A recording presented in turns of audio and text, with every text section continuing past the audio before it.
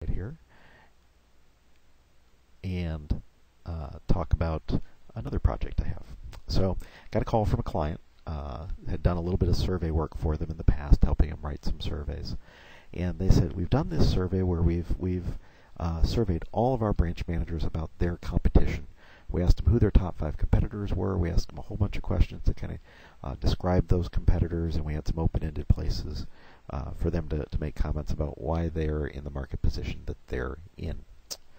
I said, okay, that's great. What do you need me for?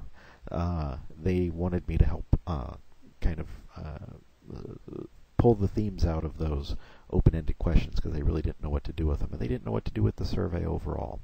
And here's where I started to learn that there were some problems. After I crunched through the numbers and gave them the survey reports, we went back and they said, well, what do we do with it now? And I was a little bit dumbfounded because I'm like, what do you mean, what do we do with it now? Here's the results. What was your plan? Well, we're not really sure. Okay, that's not a good thing. There was not a clear action in mind. They know that they want to improve their competitiveness in the market, but they never thought through how they were going to make that happen. And I'll tell you where they left out stakeholders. They didn't think about their senior management because, well, senior management, what do they want to have happen to this? Well, I don't know. We're going to find out after we do the survey. Great. What did you tell your branch managers who filled out the survey you were going to do with this? Well, we said we'd feed it back to them, but we didn't tell them why or what or how. Okay. They actually did, after the fact, think about triangulating information because they have a vendor who essentially knows what their market share is, and that was a focus of some of the questions. They could say clearly, here's what your market share is in this market from vendor information, but instead they asked their branch managers to tell them that. And it's like, okay, it's good for triangulation, but why didn't we just go there first because it's harder data? So this was a survey that was done in abstraction from the rest of the organization. Nobody knew why they were doing it. They didn't know what the follow-up was going to be. They didn't know what the feedback was going to be, and they didn't know what the action was. Completely missed on the philosophy of action research. What I did, working with them still, is say, okay, let's figure out how we can make some value out of this. And what we decided to do is to essentially bring that survey information as a starting point to have their branch managers think about their competitive advantage in their market.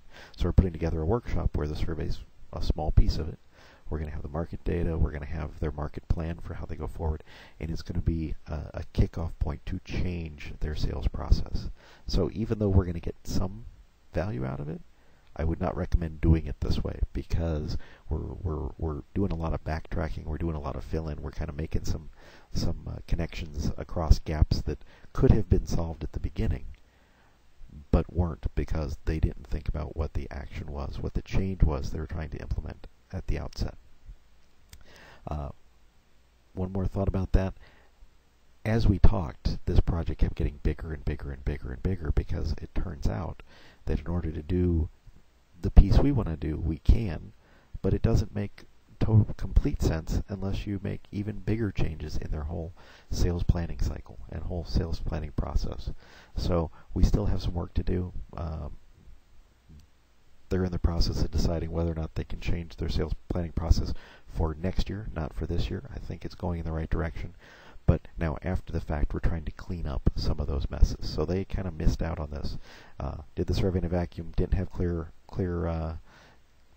buy-in from key stakeholders. It wasn't a collaborative process, and now we're having to fix it. Okay, so one more thought, or a few more thoughts about action research. Action research is a process, not an event. Again, I'll go back to my survey folks who surveyed their branch managers but didn't have a plan. They took the survey as an event. We're going to get this information, there's going to be value in the information, and it was taken as an event. They didn't think to the process. How do we build this into decision making for the organization? How do we build this into our sales cycle and making it meaningful and going forward? So they thought about it as an event. They were kind of didn't do so well on all these characteristics. They didn't have clear objectives about why we're doing it. You'd be surprised how many times I've been called by people who have a survey or have done some bit of organizational research, and after the fact they ask a question and say, well, can you tell us this? And it's like, no, you didn't ask the right questions for me to answer that question. because they didn't have clear objectives when they started.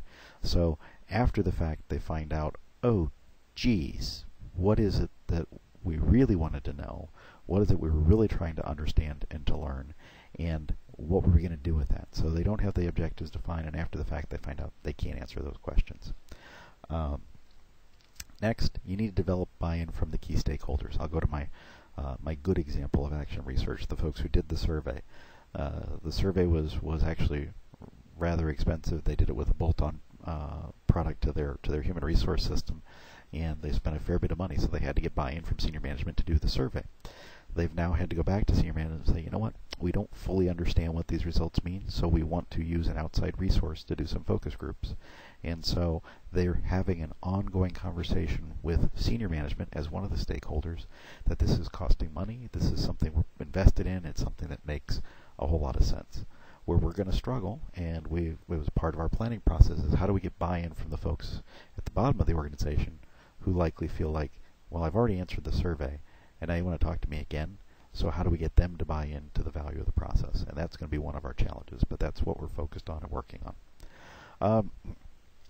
Action research also assures safety to respondents, and this is an issue of ethics, of confidentiality or anonymity, and they're not the same. Confidentiality means I know who you are, but I won't tell. Anonymity means I don't know who you are, and so I can't trace anything you say back to you. In either case, we have to assure safety to respondents, and that's not as cut and dried as it always seems. But the intention needs to be there that whoever gives me information, I'm not going to do something that will punish them for giving me that information. Probably the place that most folks will say, okay, well, we won't look at survey groups beyond a certain level, or, you know, if you do a focus group, it stays, who said what stays in the room, or I don't even know who your names are because I don't work here, or maybe you'll have to trust me that even though I do know your names, I'm not going to tell. But we have to make sure that the individuals giving us information are not punished for giving us that information. And then lastly, what do we do to assure quality? That kind of goes back to the reliability question in some respects. When we go forward with the focus groups following the survey, my business partner and I'll do some of the focus groups, he'll do some of the focus groups, and then once again we'll sit down and go over the notes together to pull out the themes and have some inter-rater agreement on what is it that we're seeing. So that's just one of these steps to assure quality. The other steps on quality are kind of some of the things I mentioned. How do we get people engaged and get them to trust us? Kind of a curious conundrum there, because their issue is around trust, but how do we get them to trust us enough to tell us the truth and to give us the information that isn't, you know, just kind of bland and non-specific, but actually tell us what's going on? So we've talked about you know, some of the ways it's presented to them and how they're asked to participate, and maybe some of the information we share with them at the outset in order to build some of that trust, so we do get quality responses from them. So when you're thinking about action research in this applied setting, in some ways it's more complex than basic research or university research, because I have all these different contingencies to manage, and I can't just assume that they'll take care of themselves. I have to make sure that the context I'm going into is one that is going to work to my advantage, not one that's going to work against me.